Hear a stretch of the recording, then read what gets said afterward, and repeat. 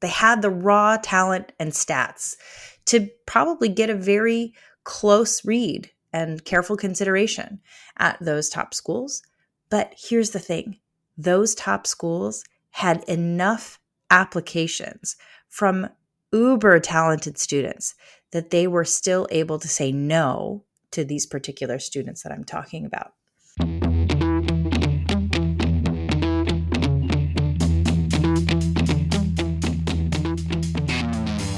Hi, everybody. Welcome back to Don't Force It, How to Get into College Without Losing Yourself.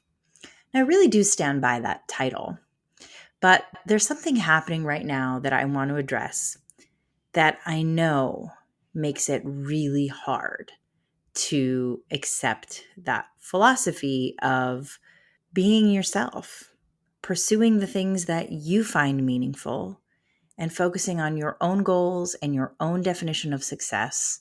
Because honestly, that's what leads to good college admissions results. What's happening right now is the increased use of a wait list that makes it really scary for people to do what I was just describing. This year, I've seen more amazingly talented students with near perfect and in some cases perfect test scores, with near perfect and in some cases perfect GPAs, with a lot of recognition, awards, accomplishments, leadership, with good recommendations, with, more importantly, I think, good character. I've seen them get waitlisted by some of the most selective colleges. And it's crushing to these students because they feel like they've done everything right. And still, it didn't work out in the end. I will note that all of these students that I'm talking about, the ones that I've worked with that are waitlisted at the top schools, and picture me doing air quotes around the word top, they do have other good options to go to. Very good options where they will get the education that they need in order to move on to the next step in their career or their educational journey. It's not like these students didn't get in anywhere.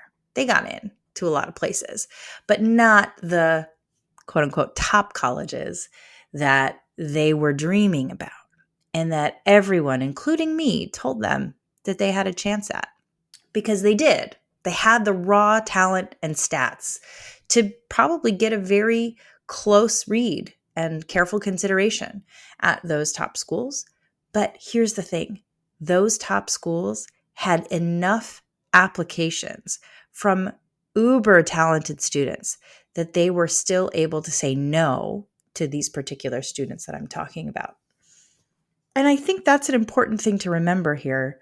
These colleges, their goal is not to offer a quality education to every student who is deserving of one. Because honestly, every student is deserving of a quality education, and one single college can't make that their mission. The college's mission is to meet its goals. And those goals may be growth in a particular area of study. They may be a stronger music program. They may be shifting the balance of people who study economics towards people who study philosophy. I'm just making these things up. It could be any of those things. They could be about money. They could be about geographic diversity. They could be about socioeconomic diversity. Colleges have all kinds of different goals, and we don't know exactly what they are, and they shift from year to year.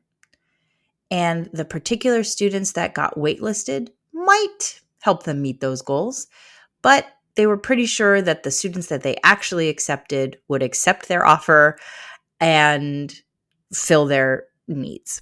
So they don't really need these waitlisted students, but just in case, they're keeping some on the back burner. And I know it can be really hard to wrap your head around that idea that this process is not about the individual student, that it's actually about the college getting what it needs from a huge pool of talented students. But that's the reality. And I think it's an important thing to keep in mind because hopefully at some point down the line, when students have had a chance to process and to get excited about the acceptances they do have, hopefully this will help them see that they shouldn't take this personally, that this decision from a college is not related to their potential. It's not a measure of their potential success in the future. It's not a statement on who they are as a person. It is not a judgment on them or their choices. So I want to start with that. Let's try not to take this personally, even though it feels extremely personal. I know that. The next thing to know about the waitlist is that they are a tool for colleges to manage their yield. Now, yield is what we call the percentage of students that accept a college's offer of admission. So if a college sends out 100 acceptance letters and only 72 students decide they're going to go to that college and accept those offers, then they have a 72% yield. Pretty simple math. Now, yield matters for all sorts of different reasons. From the very superficial end of things, yield matters because it influences the U.S. News and World Report college rankings. The higher the yield, typically the higher the ranking. So colleges do want to manage their yield. They want to have a high yield because it helps them in the rankings, and being high in the rankings helps them appear to offer a higher quality education, helps them attract more applicants, collect more application fees, drive up those application numbers while their spots stay the same. And so their acceptance rate goes down, which also impacts their ranking and improves the perception of selectivity, which a majority of people equate with quality. If it's hard to get into, it must be really, really good. And to borrow a point from Marie Bigham, it creates that impression of scarcity, the illusion of scarcity, so that colleges can charge what they're going to charge for tuition. That's a whole other podcast. So that's one reason yield matters, because it affects the rankings and all of these other kind of things that fall out of that. Now, another reason yield matters is because it dictates the logistics of the school. If they only get 72 people and they really needed 100, well, then they're not going to meet their revenue goals, because revenue comes from tuition. And when they're not meeting the revenue goals on the order of 30% here, that could mean people lose their jobs. That could mean certain programs don't get funded. It could mean certain departments may have to fold. It could mean all sorts of cost-cutting measures. And those are a big deal for a university. Not making revenue is a big deal. On the other end of that, if their yield is too high, the college is going to have to scramble to figure out where these extra students are going to live. Do they need more classrooms? Do they need to offer more sections of a particular required class? Do they need to hire more educators? So all of a sudden there are new costs involved, and maybe it's not something they were planning on, and they have to scramble. That's never good either. So colleges have this function called enrollment management that they use to help understand what their yield is going to be, what they need to yield in order to meet their goals and operate their business. And the people who are enrollment managers typically have PhDs in statistics. Like, this is complex stuff. There are a lot of variables that come into play here. Now, the reason I'm telling you all about this is because the waitlist is that tool to offer a safety net or a little bit of a cushion if they don't yield what they need to. Right? If they only get 72 students to come, but they really needed 80, well, they'll pull 8 people off the wait list. And we got to keep some context in mind here as well. Those are the mechanics of yield and what the wait list is used for. But what's been happening over the last few years, particularly with the increase of the test optional movement and also the test optional policies that were not necessarily part of that movement, but were precipitated by COVID and inability to take standardized tests. What happened was we saw application numbers shoot through the roof at the top 200 colleges that everyone always talks about. And the spaces for students did not change. So all of a sudden we have a lot more competition for the same few number of spots. And that's not necessarily because there were more students. What we saw was more students submitting more applications. And this is a trend we've seen since the Common Application has gone digital. Students are, on average, applying to more colleges than they used to. And that is changing the enrollment equation. It is harder to predict yield when the factors that used to pretty reliably tell you if a student would enroll, would accept your offer of admission, if those data points have shifted and that formula is not as reliable anymore. Now, that phenomenon has really continued over the last 3 years or so, and people are catching on that it is more selective. So students feel like they need to do more to be a standout candidate, and they need to apply to more schools to improve their chances of acceptance. And as the spots at those highly selective colleges get more and more competitive, the spots at what we used to consider not quite as selective colleges are also getting more selective. And there's this sort of waterfall effect where colleges that maybe 15 years ago parents would have thought of as a safety now is a target, or now is actually quite selective and it might be a reach for a student. So there have been these massive changes in the admissions landscape that are really forcing a college's hand towards the waitlist. What we've seen over the last, 10 years is that waitlists are getting more popular as a tool. And this year, anecdotally, I haven't seen any research on this yet, it might be a little too soon. Anecdotally, I think the waitlists have been used this year more than ever. Now, what do you do if you're one of these students who's been waitlisted? How do you navigate this? Well, the first thing to do is to make sure you accept the spot on the waitlist if you truly want to stay in consideration for a particular college. Now, if you have an acceptance where you know you'd go there over this other college that has waitlisted you, deny the spot on the waitlist. Just turn it down. You're not going to burn any bridges, but what you will do is maybe give another student a chance to get in off that wait list where maybe they don't have any better choices. Often colleges will give you a timeline by which you have to accept the spot on the wait list. Make sure you don't miss that deadline. So check all those waitlist notifications. If you want to stay on the wait list, make sure you accept the spot before the deadline. The next thing you need to do is think about the acceptances you do have and get excited about them. Any college acceptance is something worth celebrating. And if you have a couple of choices, maybe you need to go back to your college research and figure out, why was that school on the list in the first place? What else can you learn about it? Go on a visit. Most colleges have an accepted students day or program that you could go to. Some colleges are even doing it virtually nowadays. So go to that and learn what you can about who else is going to be there, what your experience is going to be like. Really let it sink in that this might be a place that you live for 4 years, and think about, how does that feel? How does that sit with you? Talk to current students. Look at YouTube videos. Look at pictures online. Talk to your college counselor and see what they think. And most importantly here is you want to trust your gut.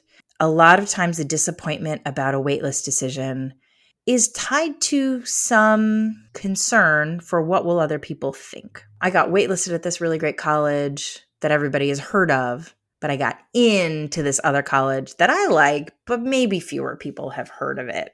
And students start to feel bad about that. So if you're a parent, don't make your student feel bad about an acceptance they have, especially if it's one of the only acceptances they do have and the others are waitlists.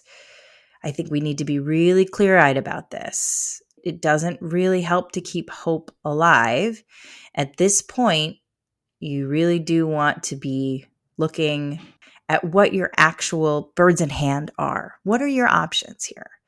Because, yeah, sure, if you get off the wait list at a great school, maybe you'll go. But let's get excited about the realities that are in front of you, not just a possibility at this point in the year.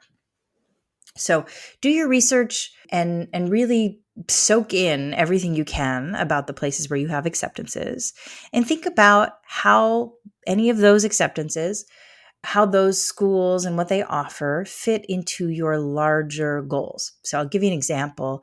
I have a number of students this year who are on those wait lists at highly selective schools, and they are 90% certain that they will go to graduate school after college. They want to do PhDs, they want to become research scientists or professors or something that requires a PhD or a master's.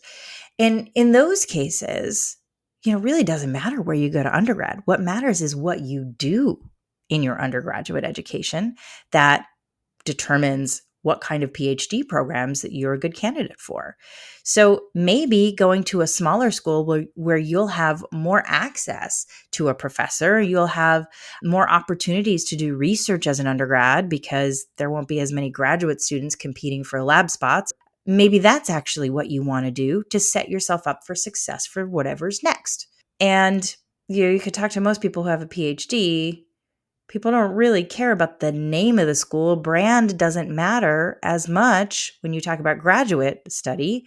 What matters is who you're working with and the specialty of a particular program. So if you think about it from that perspective, if you're looking at a PhD, maybe the things that you value in making a choice in your acceptances is very different than if you just think you're going to get a bachelor's degree and then go into the working world. No. If you think you're just going to get a bachelor's degree and go into the working world, that's another way you can kind of frame your decision here by thinking about, well, what kind of industry might I want to go into? What kind of companies might I want to work for? And where do those industries recruit students from? Or where do those companies recruit students from? And if you look on the college career offices websites, there's usually some information about who is coming to do on-campus interviews, what kind of jobs the graduating students have gotten, and what kind of industries. So you can look at those details to see, oh, if I go to this school, maybe I have a better chance of getting into this field than if I went to this other school that these companies don't ever come to. So think about it in terms of your goals and really get excited about one of the places you've got an acceptance to. Then, and only then, will I say, consider writing a letter to the college where you are waitlisted to share any updates about your academics or your achievements since they've last seen information from you. So they will have gotten your mid-year grade report, usually goes out in February. But if something has happened since December when you applied, like you won some award or you brought your grades up significantly and you want to highlight it, those are things that you could put in this waitlist letter. I also love when students connect those achievements to something at the school.